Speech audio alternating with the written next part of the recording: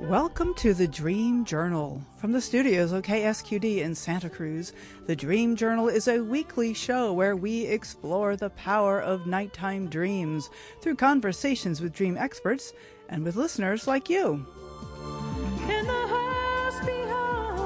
Today's ambient music is called Evanesce, created for you by Rick Kleffel.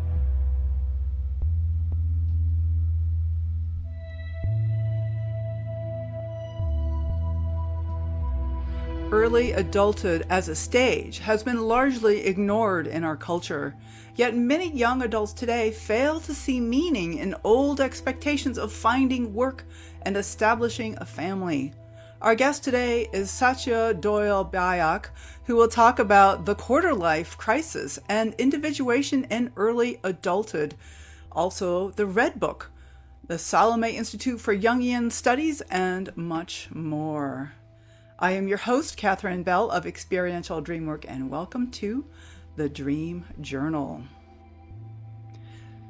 A dream can be meaningful even if you don't know what it means. So talk about dreams that I don't know what they mean. I recently had a dream of falling. I don't have a lot of those dreams. I know some people have many. I'm in a room with my husband and one other person, and you just feel this incredible falling sensation in the pit of my stomach. That's just kind of movement, like falling. And there's something about, I don't know. And then we're talking about how do we best get ready for the impact? Do we stand? Do we lie down? Kind of that old question. What's the best way if your elevator's falling? What do you do? And there's a couch there, and I get maxed up on the couch, and then I wake up. So I never really hit the bottom. I don't know what happened. But for me, as I feel into that sensation of that, just letting go, the falling, there's like a sense of surrender, a sense of being in the moment and just being with what is. When something's so huge as falling from the sky, then you got to just go with the present because that's all you got. All right, let's meet our guest, Satya Byock. Am I saying your name right? Please help me. Thank you for having me here, Katherine. I pronounce my name Satya Doyle Byock. You did very well. It's a complicated name. It is not an easy name for anyone. Thank you for having me here. Great.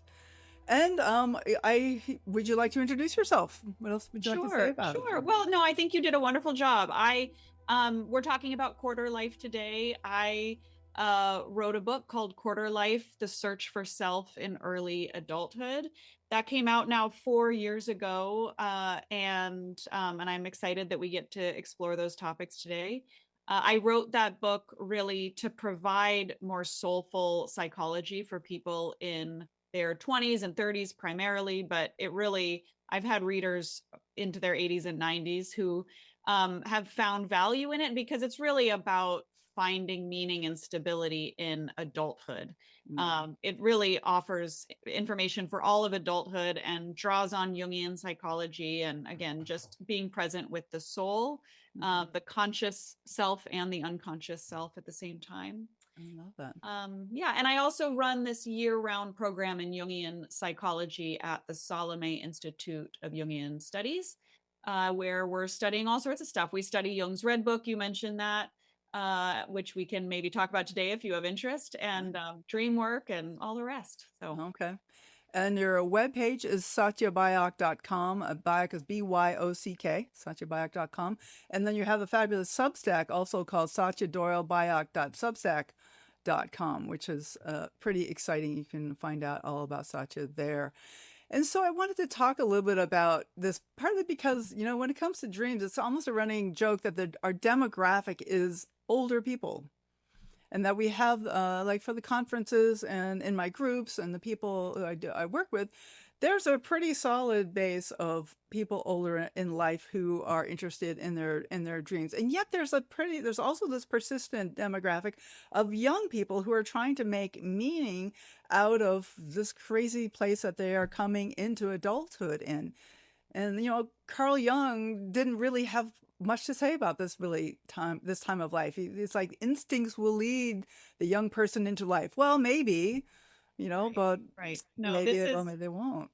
Yeah, this is really the genesis of my book. And I spent probably 15 years thinking about it, researching it, writing articles on it, and then publishing my book. And the reason was, is I was a young person interested in dreams, joining those dream groups with mostly people many decades older than me, and attending Jungian lectures and looking around and wondering, where was everyone?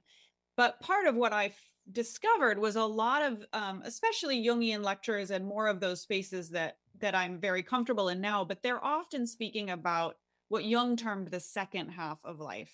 Right. And for Jung, this was the developmental stage after, kind of the midlife crisis. He didn't always use that term, but this understanding that a major change was happening for Jung and many people around him in around the 35th, 40th, 45th year.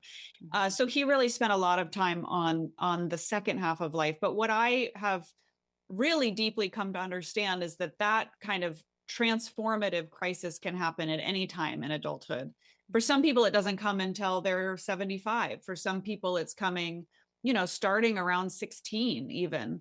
And it's really a crisis of saying, okay, stability values, what I call stability values, structure, safety, security, those aren't providing me the sense of meaning I actually am searching for.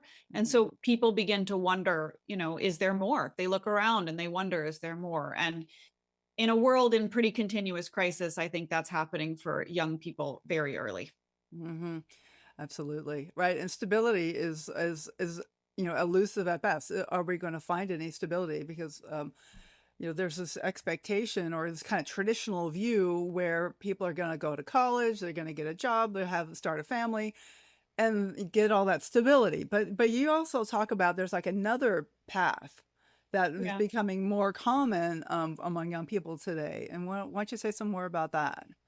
Yeah, so as I was diving into this material and trying to make sense of how the developmental stages across developmental psychology had really been established, it became clear that primarily what was being focused on were people who were kind of succeeding in external society, people who could accomplish college, job, career, promotions, a 401k, the white picket fence, all of that. There was sort of this assumption in a lot of developmental psychology that that's the goal. And I began to really see, well, look, this is the goal from capitalism's perspective. It's the goal from maybe even, citizenship on a certain level, although I really think it's more tied to the economy than about being a citizen. But meanwhile, again, there's the inner life and there's the soul. And what about the inner life of a person who wants to understand more about existence? How does that get woven in? That was in more traditional human societies part of all development, and it's been really stripped out from ours. And so I began to weave that back in and understand that people tend to start adulthood either as what I call stability types, which is largely what you just spoke about, the stability types, or there's people who are starting adulthood as meaning types. And meaning types tend to flounder much more with those expectations of adult goals and the the wayposts of adulthood. Meaning types don't really feel organically oriented to them, and so we need to find ways to support people who are really deeply oriented towards meaning to actually then move towards stability goals and bring those two selves together. But meanwhile, stability types need to know that the questions of meaning are coming for them at some point. They're Right. coming. Yeah. Right, right. Well, for me, they kind of hit in my 30s, and I was very much did what the family tradition was: go to school, go to grad school, go to get a PhD, and then I even got hired by NASA. And I got there, and I got the dream job, and I hated it. It was like didn't mean anything to me. It was like what am I doing here? And so that kind of hit me pretty hard at about 30. And it was like that was like the crisis that kind of broke my life open. And so it's interesting that you talk about these crises. So in some ways, I guess I was a stability type, and then I found that the meaning beat down my door and was like, okay, but wait a minute, what about meaning? And so Do you think that it's more common these days to have these meaning type people who are aware of the meaning earlier than it used to be? Because I mean, it's been over 100 years since Carl Jung did his work, Yeah. and culturally we've evolved quite a bit, I'm sure.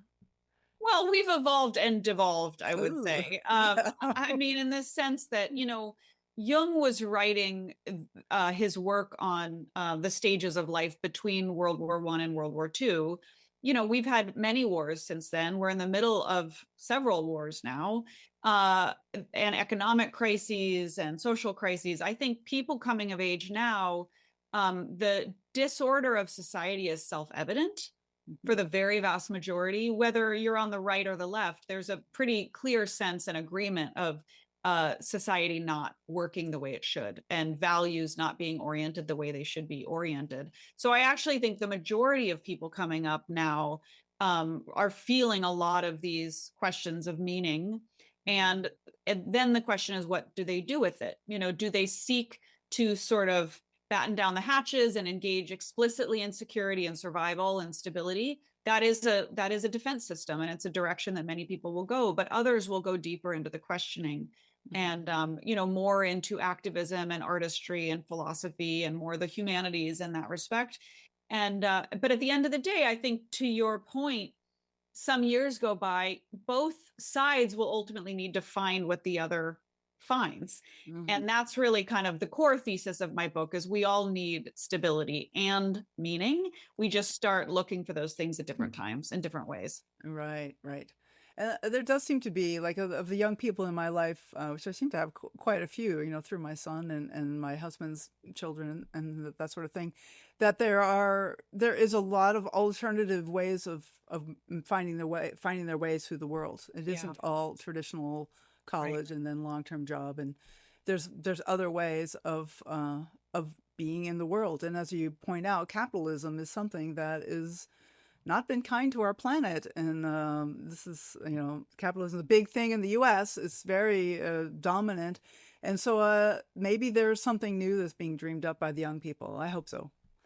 Well, I certainly hope so too. I hate putting it on their shoulders. I think it's all of our responsibility to sort this out. And I do think being present with the unconscious, the work you're doing, Katherine, being present with dreams, being present with what the soul is actually expressing, is a very important antidote to this cultural slide towards extreme extroversion, extreme orientations, again, towards capitalist values, white supremacist values, patriarchal values. None of these things are about a world in balance. Yeah. And bringing the inner world back into conversation helps rebalance the world. So let's talk about dreams. Like, so you talked about the dreams as the way to access the unconscious, and that's certainly been my experience. So they bring me things that are important that wasn't aware of, and yet when the dream brings up something that I recognize, I have a aha, so I know there's something important. So it helps move me along much more quickly than my conscious mind could. And what about dreams of young people? You're a psychotherapist and you've worked with a lot of people. Do you find that meaning types, stability types have different kinds of dreams? Or what are people dreaming about these days? Well, dreams are ancient, right? You Yes. dreams are timeless. And so I think, quite remarkably, people can be having dreams now that are extremely similar to dreams from hundreds of years ago. I think what's quite interesting is that uh, dreams are not tied so much, in my experience, to biological age, but sort of the age of consciousness of a person, Yes. That's right? true. So I find it very interesting. A lot of work that Jung did, when he would have very, very young patients, or the children of patients come in who had a terminal diagnosis, some children with terminal cancer, for instance, they would be having dreams of a dying person. They would be having dreams of a person at the end of their life, even though they were 7 or 12 years old, right? Right. So I see that. I see that with people of any age. It depends on where their consciousness is developmentally, not so much their biological age. That makes sense. Um, but I think for stability types, dreaming is less accessible. It feels less available often, and often more frightening for people who are really oriented towards the external world and stability goals. They might have dreams more of feeling lost or trapped, or dreams like falling or flying, where, they're sort of trying to find ground in a certain way, because um, in a way, like, their ego is so fixed to the external world, their soul doesn't have anything to hold on to. Yeah. Totally. I used to have dreams about being in a big, huge castle and being alone in this castle. And it was like I was so defended. I was like really safe, but it was freaking cold. Yeah. And there Yeah. was nobody there. And so, like, these kind of dreams were some of the ones that really woke me up to like my actual condition, my predicament in Right. life. This is The where, lonely fortress. You were all yeah. alone in this incredible fortress. Yeah. Hmm. Yeah, exactly. And I do think that that's kind of a stability type dream. It's very well defended, well protected.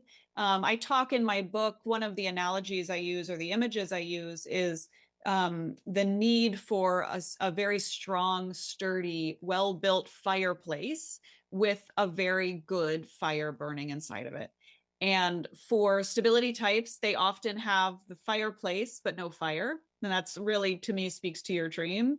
Yes. And meaning types will often have a burning fire, but it's in danger of burning out of control, because there's not the human made structure for all that organic energy. Okay.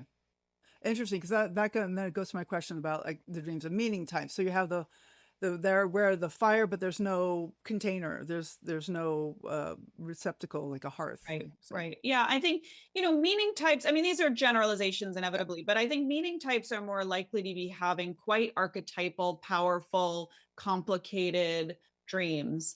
But there's not a sense of the containment, or almost the mundane, the human mundane, just the fireplace, right? yeah, It's more the forest fire. And again, for stability types, it's more kind of mundane, a sense of being dried up, bored, but despite what may be happening, they might externally be thriving, sort of, but internally something has really dried up. yeah, yeah. Okay, well, I'm going through my dreams. I can really relate to that. I had a lot of forest fire dreams where buildings are being Uh-huh. burned down, like my structure was Wow. being burned Yeah. down, and it was helpful Wow. to like get that structure was just too intense for me, and so interesting. And whereas someone who's more in the meaning type might have to find some kind of a container. Well, that's right. But I think what you're just expressing, my guess is that's when some transition was really happening for you, that the organic quality of psyche was now starting to take over the human built structures. And Right. so transition, I don't know, what with divorce, uh major crisis, that feels like more of those kinds of dreams. Totally, yeah. And it's just like another example of the idea that nightmares are helpful and they're a sign of something helpful going on. There may be change, it may be catastrophic change, it may be humongous change, and yet that change is we're ready for the change. It's time for that change. Right. Yeah. Yeah. Yes. Nightmares, I try to always say this, come in many different flavors. There are some nightmares that are repetitions of real trauma, post-traumatic stress disorder. And in that case, when the psyche has actually, Jung speaks about it as sort of the metabolizing function of psyche has been broken, actually, at that point. That the physiological system, we now know so much more about what's happening with the body with severe trauma, that the ability to metabolize events actually can rupture, because the body and psyche gets so saturated, and that needs to then be healed in order for the nightmares to be transformed and to go away. We work with those kinds of nightmares quite differently, but generally speaking, the nightmares that I think the majority of people are having are often shadow dreams. It's deep fears that the ego is having of being disrupted in some way, but it's not bad for the whole self, and we have to separate with those two truths. Okay. Well, while we're talking about crisis, that kind of leads me to the idea of the Red Book, which is, Red Book. Well, why don't you introduce the Red Book? But that's all about Sure. Carl Jung's crisis, is what I was. Yes, exactly. No, it's all on theme. So I'll do my best to keep this short, because I could talk about it for a very long time. But Jung's Red Book is really the foundation of his entire psychology, except it wasn't actually published until 2010 or 2009. And it came out at that point when, after it had been in a Swiss bank vault for 60 years and was then edited and translated and all this. So it's actually a quite new document for us to be exploring and learning from. It's very complicated, but it came out of Jung's experience of beginning to have very significant disorientation, what seemed almost to him as though he was losing his mind, quote unquote, developing psychosis. But he later came to understand some of that was precognition for World War I, which started many months after these initial visions began. So he had this huge inner crisis that was due to a lot of the external structures of his life falling apart, but it was also in anticipation of a massive global crisis. So he started to kind of respect this precognition and this journey that his psyche was on, and recorded the stories that came from that. He started what he called active imagination, and this kind of intentional. It's sort of like a psychedelic trip without psychedelics, really dropping his conscious mind deep into the archetypal unconscious and recording what unfolded from there. Right.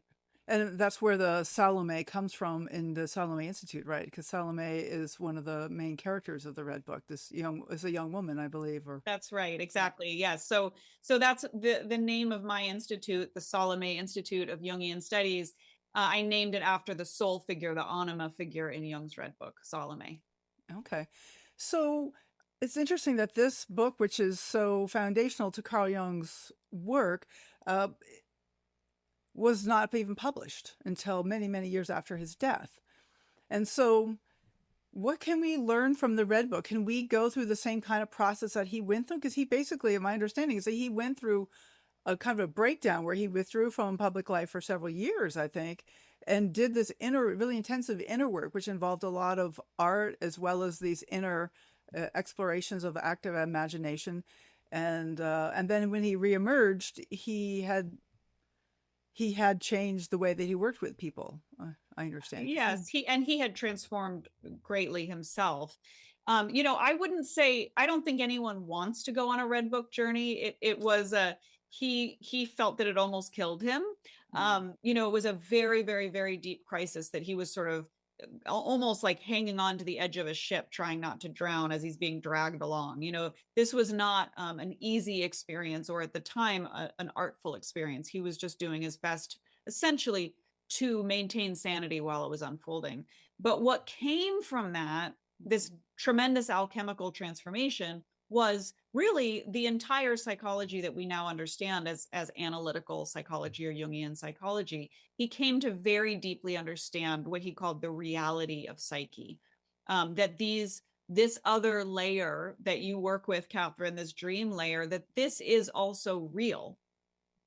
It's not real to people deeply rooted in stability culture, external values and all that. It's not real to them. That doesn't mean it's not real. It's just a question of, what we perceive or not. It's not unlike, early science of not believing there's germs or thinking this is, witchcraft or something. And it turns out, no, they're just invisible to the naked eye, but they're real. They're right there. So he worked on uncovering a lot of this and left, a trove of information and writing and lecturing and students for all of us to continue learning from. Mm-hmm. All right. Okay. So I guess I'll go ahead and ask. Well, this is a question I got from social media, and then we'll just touch into it, and then we'll take the break, and then we'll go more deeply into it.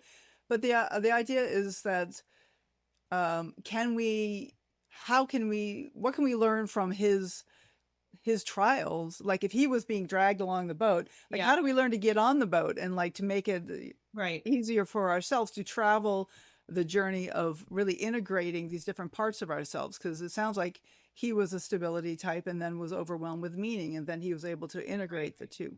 Right. Yes. I mean, I think Jung had rooted very, very deeply into stability values as he was trying to build a career that was meaningful to him. I think like you weren't, NASA, I imagine, and that dream was very deeply tied to your sense of meaning at the time, yes. Right? These aren't extremely separate things often. But yes, he was climbing all the ladders of success and social expectation for a European academic man at that time of his life. I think that the largest lesson really is that the soul exists. Mm. And when we are in external crisis, to attempt to start turning our eyes inward and say, what's going on the subterranean level of this crisis? What does the soul want? What does my psyche want? What is happening with these inner figures? You know, what's happening on that other layer of self that might be quite generative and life-saving and life-changing? You know, Jung would not be Jung without that journey. And so it's that alchemy, what we think of as a crisis or kind of almost a near death encounter, can actually be the beginning of the most generative time of our lives. Right. Time of the going through the desert. Sometimes I've heard it called going through the desert, and we need to like recognize what's missing. Exactly. And it's very painful to recognize what's missing from our lives. Exactly. And these are stories that we hear not from, again, the goals of external cultural expectations, but the stories of the mystics, the stories of the theologians, the stories of philosophers and artists. We start to then hear, oh, that's what they know. That's not what capitalism teaches us. It's not what patriarchy teaches us, but it is what others have known forever about what existence is actually for. It's not actually for the 401k. That's supposed to support something else. We need these things because we live in these systems. We need money to survive. We need money to feel safe and secure. But if we think it's the end goal, we find ourselves in big trouble. And our people around us may even start distancing from us if we don't encounter that struggle, because something is missing and there's a missed connection. And that's what this body of work really helps to inform us. Love that. Thank you so much. This is Satya Doyle Byock, and we are talking about the Quarter Life Crisis, the Red Book, Salome Institute, and so much more. Satya's webpage is satyabyock.com. You can also find her on Substack, satyadoylebyock.substack.com. And we're going to get into the deep stuff after the break, so please stay tuned. Next week, our guest will be Dr. Karen Vishney of Natural Dream Work, who will be talking about dreams and the alchemy of presence. The Dream Journal is broadcast live from the KSQD studios in Santa Cruz and co-broadcast live in San Jose by KCXU and also up at KOWS in Sonoma. We are podcast everywhere on the Monday after the show. Full-length videos of the conversation can be found on Spotify and also on my YouTube page at Experiential Dreamwork. We'll be right back.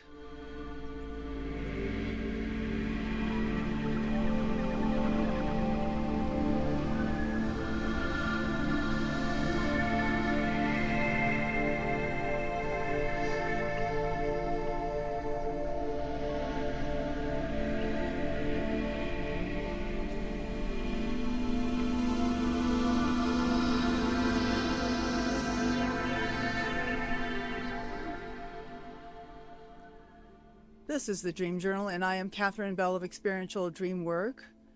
And thank you for your generous ratings and reviews for the pod and for sharing episodes on your social media. To help us spread interest in dreaming, follow us by looking for hashtag the Dream Journal and at Experiential Dreamwork on your favorite social media. But most importantly, consider telling your friends about the show. You might just find your next dream sharing buddy. Okay, so the guest today is Satya Byock of the Salome Institute, and we are talking about the Quarter Life Crisis, the Red Book, Carl Jung, and so much more. And as we do have Max here in the room with a question. Let's see, let me hand you the microphone. Hello, Katya. Did you come up with Did you come up with the term quarter life crisis? Because it seems like it's very, very, very intuitive, and it's very good for today. I have two sons who are going through them right now. Thank you. Hi, good to meet you. I did not. And the quarter life crisis is a term that was around when I was coming out of college myself. I was hearing there was a song, John Mayer has a song called The Quarter Life Crisis. There's a couple of books written about it. And so it was this term that was around in culture, kind of in the background, that I was very aware of and curious about. But I didn't really have a great sense of what it meant, other than a lot of people my age are in some kind of crisis. It was sort of an acknowledgement of that. What I have done with the term, and I actually myself rarely use the term quarter life crisis. I use quarter life itself as a developmental stage. And that's really more of my original work on this, is using this as its own developmental stage, much like people speak about both the midlife crisis and midlife separately. What I really try to emphasize is quarter life as its own developmental stage, as the first part of adulthood. It's a stage of life that has gone very underexplored and under-respected. It's kind of the stage of life that everyone is like, does that, it's the aunts and uncles who kind of wave their hand and they say, you'll figure it out. Oh, you'll figure it out. You'll figure it out. There's a lot of that assumption. And a lot of people on the other side of that, the younger people, really don't know if they're going to figure it out. And the truth is that some people don't. There's addiction, there's suicide, there's an enormous amount of suffering. And if the economy is not in a great place, there's not a lot of clarity for what young people are supposed to do. And really their job, as far as they've been told, is to align in some successful way with the economy and, and take it off like a rocket ship. If that's not working, there's not a lot of guidance. And so that's where my work has focused, is that stage of life. Mm-hmm, mm-hmm. That makes sense. Do you have any observations, Max? Yeah. I think that's very important to treat it not like a crisis, but like a stage. That's very good. I think I have several people. Pardon me, I got something in my throat. Okay. I think I know several people are going through them at a fairly late age. Like I have one friend who's going through it about 40. Mm-hmm. And I think myself, I went through it. So it's been around for a long time. I think it's very pertinent that people are finally recognizing it. Well, and this might be more traditionally called the midlife crisis, right? But I see them as extremely linked, and that it is really this orientation away from stability values towards a deeper sense of, who am I? What is truly important in my life? Do I have genuine close friendships and romantic partners or partners singular? Do I feel loved? Do I know what love is? These kinds of things become incredibly important when a person is in serious crisis. But they're not necessarily what is kind of trained into us for adulthood values. I think that's a great distinction, that this crisis really is a crisis of meaning, or stability. It's a crisis of bringing our lives together. Could happen at any age, as you mentioned. Yeah. Children who are diagnosed with cancer can go through crisis, or can go through this kind of change even as a child. Absolutely. Yeah. Yep. Yes. So we have a caller, Kelly, on line 1. Why don't you go ahead and put her through, Rick? Hi, Kelly. You there? Yes. Enjoying the show. Oh, good. Thanks so much for calling in. What can we do for you? This is maybe on the meaning side of a Jung, but I don't know. Historically, I've been having conversations with friends of mine, and I know that Jung wrote a short piece on UFO Mandalas, and there's been a lot in the news in the last few years about so-called UFO disclosure. And I wondered if this is anything that is a meaningful part of the psyche, or if it's just more, cognitive dissonance from the government. Well, Kelly, this is a topic that I've been really exploring a lot lately, so it makes me smile that you're calling in about this. I think it's a left turn from what we've been talking about. I wouldn't say it fits in directly, but I'm very. It's okay. It's a fair game. Yeah. And it's a great synchronicity. That is something you've been exploring yourself, Satya. Yeah, no, it's really fun. It's a very interesting topic to me. I think Jung's thesis of that. Those were some of the last pieces of writing he did in his life, and what he was really trying to articulate it was pretty vague and complicated the way he laid it out, but he said something is happening. People are seeing something. That's true. But we don't know what it is that they're seeing. And to complicate it further, he says we don't know if it's sort of a psychic projection that's actually happening, or if it's actually something in the external world, right? So this is how Jung makes sense of things. He's saying we are seeing something, people are seeing something. It's very consistent. They're always circular. And what he was trying to understand, and I think Kelly, you mentioned this with the mandala image, he wondered if this was a projection of self in some way, a projection of the kind of God image into the world, a new image of a self figure. To take it a little further, I've been actually studying this for probably since I was a child because I was interested in it, and a lot of the what's coming forth now, like just to give an example of something more solid, uh, a fellow named Robert Bigelow, who ran a program with the government on UAP, so to speak.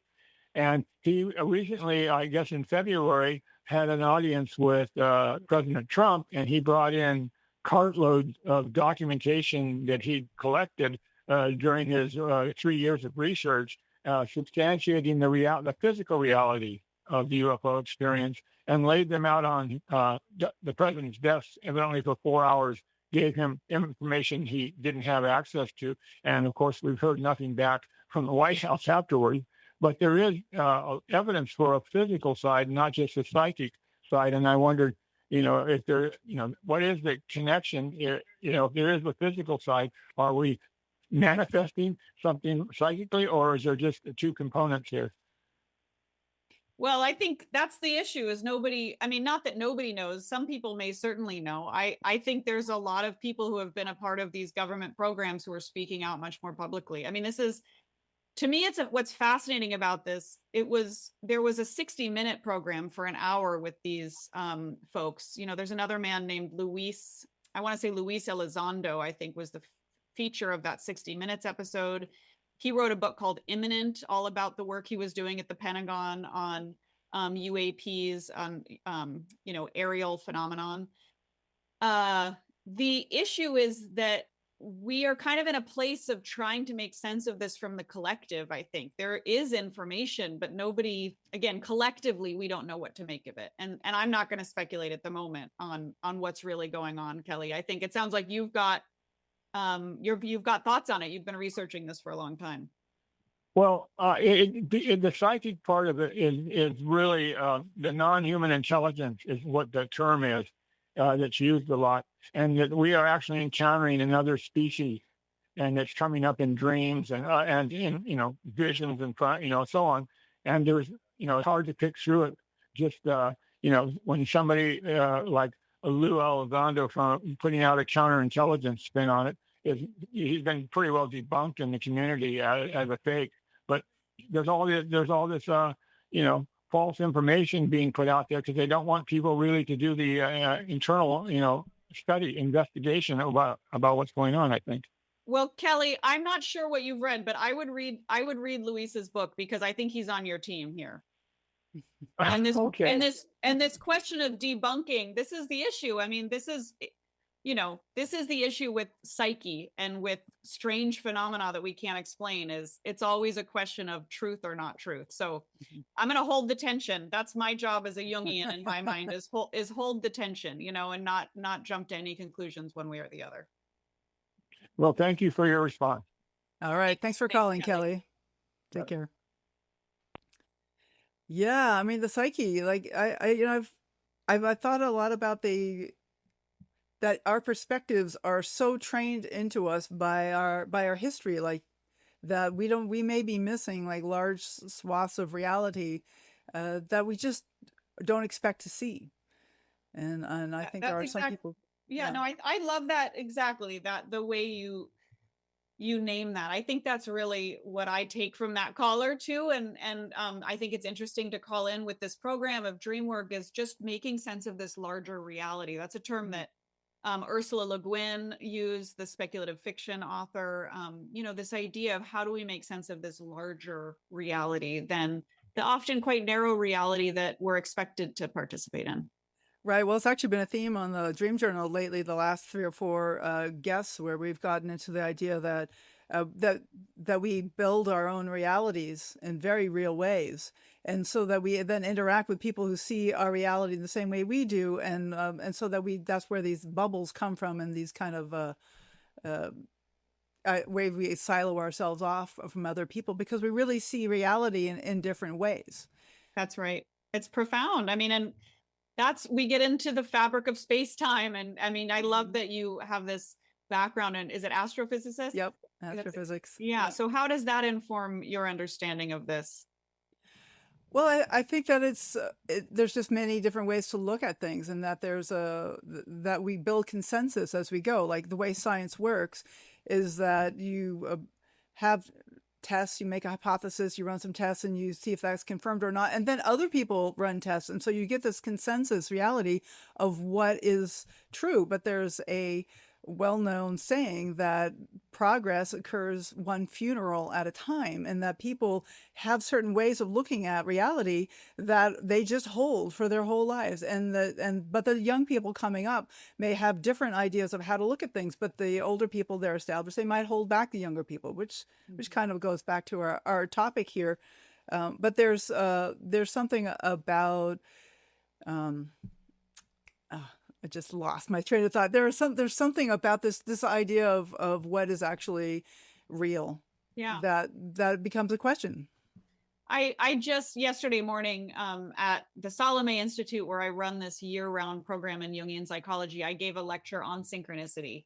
It's part of what I call our foundation series. So we do monthly lectures on the foundations of Jungian psychology. And this topic of synchronicity, I think, is part of this as well, which is what Jung really understood this to be, is this sort of co-occurring way that events are linked when they are not causally connected. Mm-hmm. So it's a causal events. And it's sort of impossible to explain on some level to Western science that is really oriented towards the causal relationship between events. But if, for instance, you have a dream of somebody dying and you wake up the next morning and you get a phone call that somebody has passed away, we know that these things, you didn't dream of, your dream didn't kill the person, right? And there's no way to causally understand those two events being related. We don't understand how that inner experience and the outer experience are connected to one another. I do think this goes back to what the caller was asking, is how are inner events and outer events connected, if not by cause? And this is this term synchronicity. And for Jung, synchronicity was sort of tied to the singularity, the idea of singularities in quantum physics, where you don't know how this one singular creation came into existence, but it did nonetheless come into existence. Right. And we don't need to understand everything for it to be true. Exactly. Like, and the thought that escaped me, I got it back, which had to do with capitalism, that we have this like collective delusion that this is the only way to do business. And I just, for me, it's like 99% of my consciousness is this is how it works, the market and buying and selling. And yet there's like I only just have the barest idea that something else is possible. And so we have this whole cultural delusion, if you like, or agreement. We agree that this is how it's going to be. And yet there are so many other ways that it could be. And like this whole idea of the UAPs, that we have this idea of, that's not real. It's just this phenomenon. And yet maybe there's a little bit of truth there too. And it may open up to something much larger. And the whole thing of telepathy and precognition and a lot of the psychic phenomenon and just consciousness, the idea that consciousness predates matter, could really revolutionize the way that we are as a human species. And so some people think of what's happening right now in the world and the different crises that are going on in the world is the world going through kind of a transformative nightmare where we have we're learning how we are, and that wake us up to moving forward and learning something new.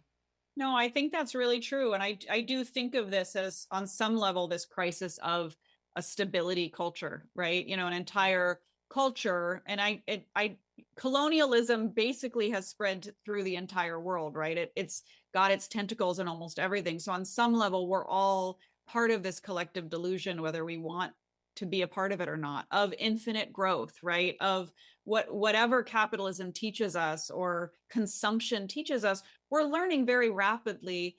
There are in fact limits. And we're coming up against those limits. And I do think that's very similar to what Jung was experiencing in advance of the Red Book, which is the individual psyche or the collective psyche at some point is going to fall out of the delusion that you can simply climb upwards. At some point, you have to go downwards.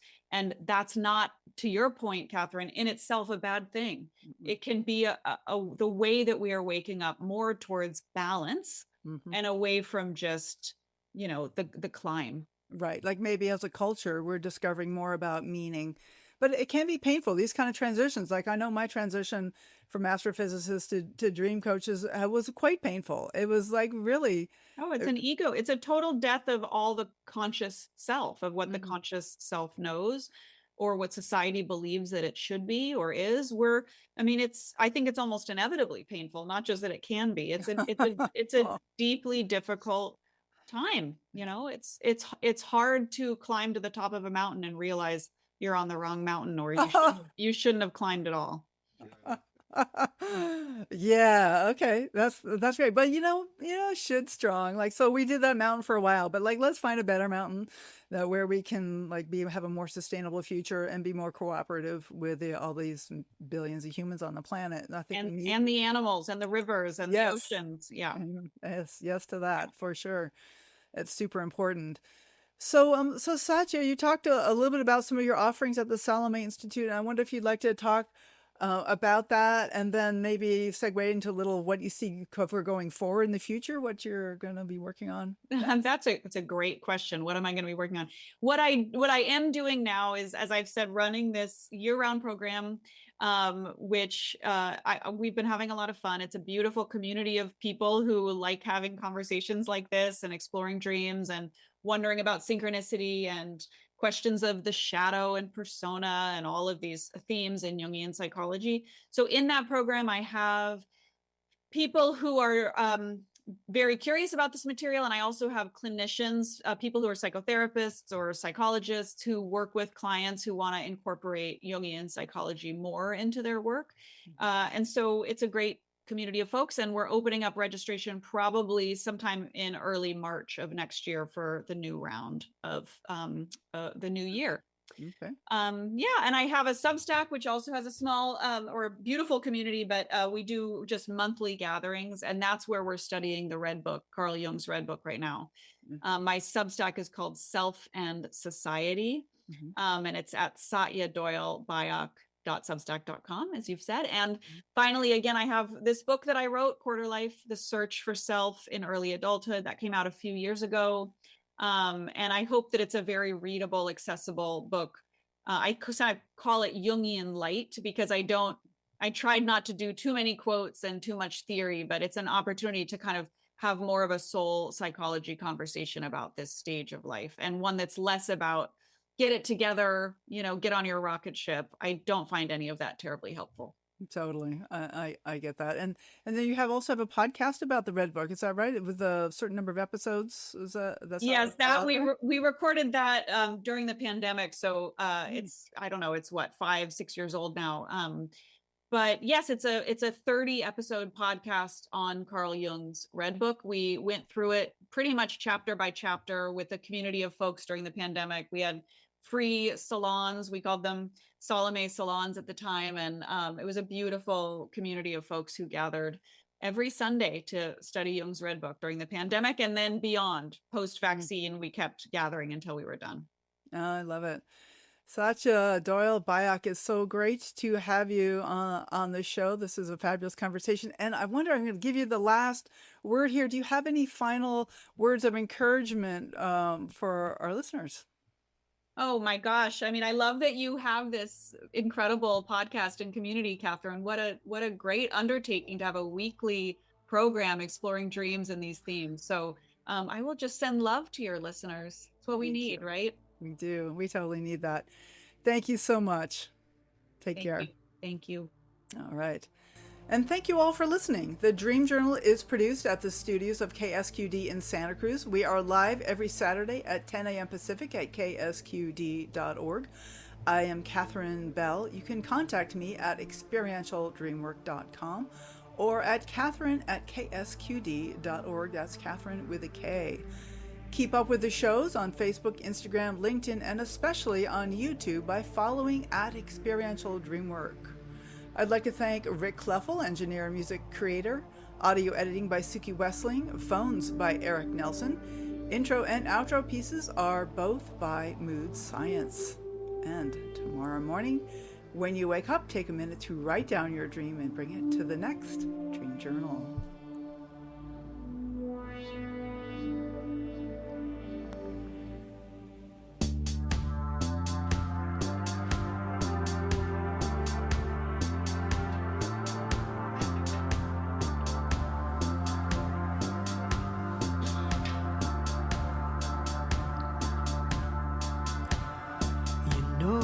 You might be the target.